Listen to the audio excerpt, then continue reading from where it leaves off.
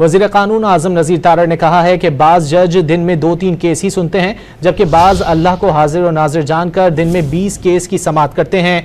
तो इसमें उन साइलिन का क्या कसूर है जिनके मुकदमात सुने नहीं जाते? जो जजेस केस सुनना नहीं चाहते वो घर जाएं।